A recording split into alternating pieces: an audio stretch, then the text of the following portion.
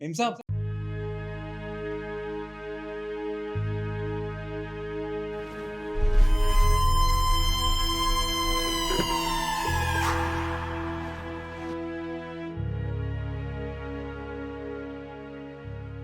शिखा, मुझे ना ज़रूरी काम से मार्केट जाना है। तुम्हें कुछ मंगवाना है? नहीं नहीं, मुझे कुछ नहीं मंगवाना। आप जा रहे हो तो आप ले आना। ठीक है, तुम अपना ख्याल रखना। मुझे आने में 4 से 5 घंटे लगेंगे। 4-5 घंटे लग जाएंगे आपको? पर इतनी देर मैं घर में अकेली, मुझे डर लगता है ना भाभी। तुम टेंशन मत लो, रामू घर पे है तो है। अगर किसी चीज़ की ज़रूरत होगी तो उसे कह देना। ठीक है, लेकिन आप जल्दी आना। रामू तेरा बाहर है ना?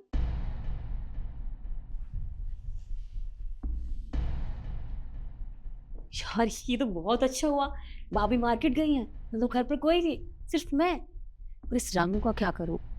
अब मुझे तरुण को तो बुलाना ही पड़ेगा, इतना अच्छा मौका है तो इसका कुछ करती हूँ। हेलो तरुण, कहाँ पर हो तुम? यार जल्दी से मेरे घर आ जाओ, भाभी घर पर नहीं है। इतना अच्छा मौका बार बार नहीं मिलता। जल्दी आ जाओ तुम, ठीक है? मैं इंतजार कर रही हूँ। Okay bye. आपकी ननद लड़के से बात कर ली है, उसे घर पे बुला रही है, और आप ऐसे ही जा रही हो ऑफिस उससे बिना कुछ कहे? तुम्हें ऐसा लगता है कि मैं इतनी बड़ी बेवकूफ़ हूँ? इतना सब देखने के बाद मैं इतनी आसानी से मार्केट चली जाऊंगी? बिल्कुल भी नहीं। ये सिर्फ मेरा प्लान है उस लड़के को रंगे हाथ पकड़ने का। नीचे गाड़ी में मैं वेट कर रही हूँ। जैसे ही वो लड़का आएगा कॉल कर देना। हिम साहब, देखिए, जिस तरीके से वो बात कर रही थी ना, मुझे लगता है कि आज वो लड़का ज़रूर आएगा, और जैसे ही वो आएगा मैं वैसे ही आपके पास फ़ोन कर दूंगा। बाकी आप आगे संभाल लेना। ठीक।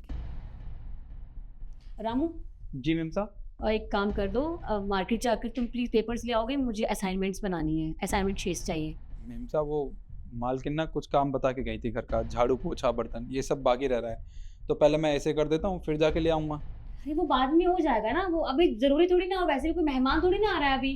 तुम पहले मेरा काम कर दो, उसके बाद तुम झाड़ू पोछा कर लेना। बहुत जरूरी है, मुझे कल सबमिट भी करवाना है, बहुत सारा काम है, प्लीज जी मैम साहब। जाओ। चल, ये भी गया। बस तुम जल्दी से आ जाओ। कहाँ रह गए और?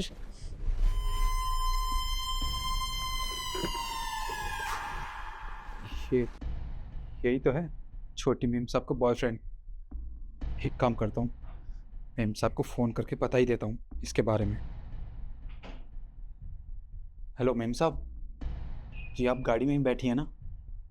जी, अभी आपने एक ब्लैक टी शर्ट में ऊपर आते हुए आदमी को देखा होगा। जी जी, वही छोटी मेम साहब का बॉयफ्रेंड है, और वो अभी अभी आपके ही फ्लैट में गया है। जितना जल्दी हो आप आ जाइए। जी।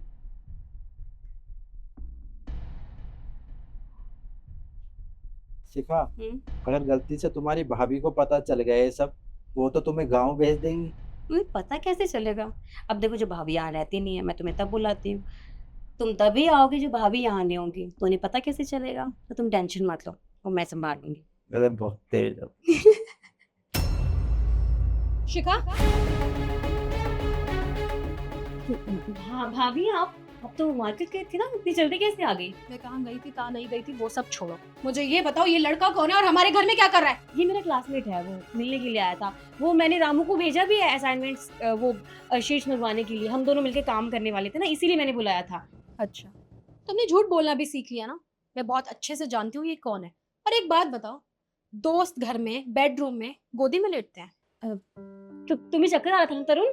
हाँ, ये भाभी ये इतनी धूप में से आया है, पता है, पैदल आया है। उसके सर में बहुत तेज दर्द हो रही थी, मैं सर दबा रही थी बस। मेरा दोस्त है, इतना तो कर ही सकती हूँ। आप गलत समझ रही है मुझे, क्या बोले जा रही हैं आप? मैं बहुत अच्छे से जानती हूँ कि ये तुम्हारा बॉयफ्रेंड है, और तुम ये सोच रही होगी कि ये सब मुझे कैसे पता चला। तो अभी थोड़ी देर पहले तुम इससे चैटिंग कर रही थी ना, तो रामू ने मुझे सब दिखा दिया था मिरर से। अब बताओ, और तुम खड़े होकर शक्ल क्या देख रहे हो? निकलो यहाँ से। सुनाई नहीं दे रहा? निकलो यहाँ से। और तुम्हें ये सब करते हुए शर्म नहीं आई? वो दिन याद नहीं आया जब तुम्हारे मम्मी पापा से भाई से लड़के में तुम्हें यहाँ पे लेकर आई थी, ताकि तुम पढ़ लिख के हमारा नाम रोशन कर सको? लेकिन तुम नाम मिट्टी में मिलाने में लगी हुई हो। भाभी मुझे माफ कर दीजिए, मैं बस ऐसे मैं इनकी बातों में आ गई थी। मैं आज के बाद कभी ऐसा नहीं करूंगी। मैं आई प्रॉमिस, मैं पढ़ाई पर ध्यान दूंगी। पक्का? शिखा, तुमने ये भी नहीं सोचा कि तुम्हारे भैया को किसी ने बता दिया तो उन पे क्या बीतेगी? उनसे लड़के लेकर आई थी, और उन्हें साफ मना किया था कि शिखा यहाँ नहीं आएगी, थोड़े टाइम में हम उसकी शादी करा देंगे। लेकिन मैं नहीं चाहती थी कि इतनी छोटी सी उम्र में तुम्हारी शादी हो। अरे सब लड़कियों का सपना होता है वो पढ़ लिख के कुछ करें, लेकिन तुम्हारा सपना तो कुछ और ही था। तुमने तुमने मेरा भरोसा तक तोड़ा, जो तुम्हारे लिए सब कुछ करती है, सबसे लड़ती है। सॉरी, आज के बाद नहीं होगा। कैसे माफ कर दूं? तुम्हें बताओ, तुमने मेरा भरोसा तोड़ा है। अरे तुमने मुझे धोखा दिया है, तुमने मुझे भी बताना जरूरी नहीं समझा। नहीं, ऐसा कभी नहीं होगा। और अगर आपको ऐसा लगा तो आप मुझे गाँव भेज दीजिएगा, पढ़ाई करो बैठ के।